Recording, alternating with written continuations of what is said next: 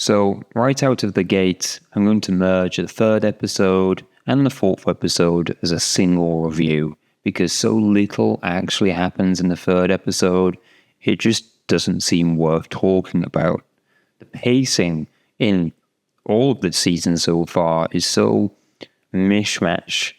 It's really working against this storytelling, the narrative itself. For example, episode 3 was really, really slow.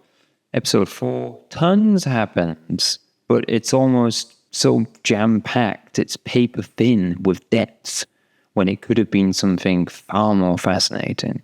And that brings me to one of the great challenges that this TV show is struggling with. It's the editing side. Maybe there's been attempts to reduce the amount of teleporting going on. It's still very present, and it's still very immersion-breaking.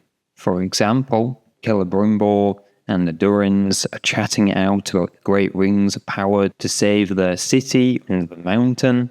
Whilst all this is going on, Elrond and Galadriel are just hanging out at home still. They've already stated how important it is to get there, that Sauron himself could be influencing things. They sent messengers over who they haven't heard if they've got there or not. They've not heard anything back from Celebrimbor. This should be high-stakes emergency, and yet whilst the Durins have been going back and forth, they've just been sat around, getting a bit shirty with each other. And worse yet, rather than rush there at full pace on horses, which in the first episode, Galadriel and Elrond proved could be done as she chased him when he had the rings, they just set off on foot with a small band of extremely diverse elves. It's just so weird. It's as though directors, it's as though writing teams and the plotline, timeline just all aren't in sync. Now, don't get me wrong, is this a total nightmare? No, there's some positives that happened in these episodes. I think Isildur is looking way better in general. He's actually getting stuck in now, which is great. And okay, the love story that's happening is cheesy, but it's very expected of modern day television, isn't it? And that doesn't mean it gets a free pass, but hell, the guy's been out there for weeks, months maybe? He might just need a little bit of loving. I can't really hold that against him, and she seems affectionate towards him. What's the problem? Yes, it's quick. Yes, it's very sudden. But sometimes that's just how it goes.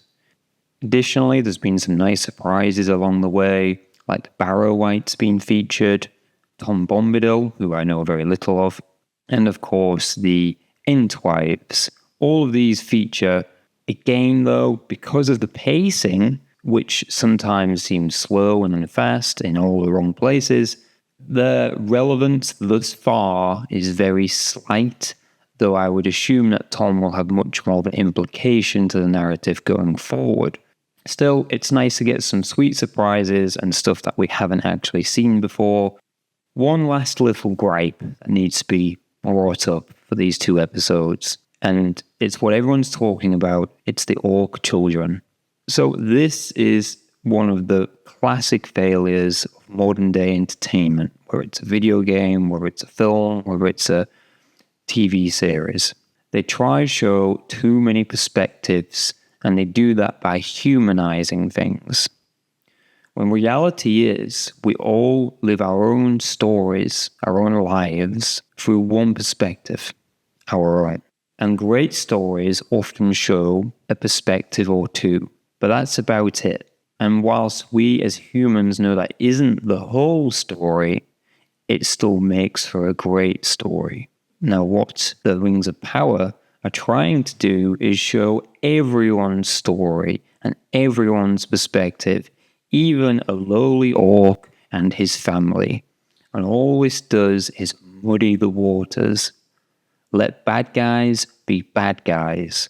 Or, if you want to humanize the bad guys and show that it's not quite as black and white for them, make it so the whole series is from the point of view of Sauron, Adar, and the orcs, etc., etc. Show that as their plans go into motion, it isn't all comfortable and simple. Spend a good 80-90% of the focus from their point of view, with only a 10 to 20% from the elves or humans' point of view. Because when we share a tale, in the same manner our minds create memories and experiences and stories, people will immediately connect to it far stronger than doing it in a more alien manner. That might be compelling, but right now, it's just trying to do too much, appeal to too many different types of people, and it isn't working. It's making it fail. Halfway through the season, I think anyway, hopefully it will get more focused and can improve itself, but experience suggests that it will not. Anyway, that's all I've got. Take care.